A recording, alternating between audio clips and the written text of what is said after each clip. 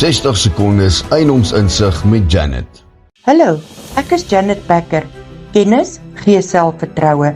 Daarom deel ek elke week praktiese eiendomswenke om jou te help om ingeligte besluite te neem.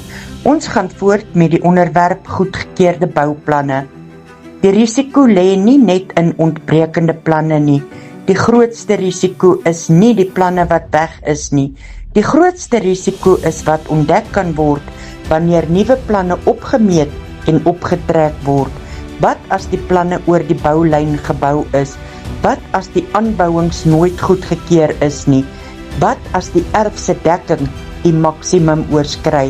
Dan kan die munisipaliteit sê, ons kan nie hierdie planne in hul huidige vorm goedkeur nie, en dan begin die regte kostes. Elke goeie besluit begin met die regte inligting. Bly ingelig en koop met vertroue. Laat my toe om jou huis toe te lei. Tot volgende week, wees veilig.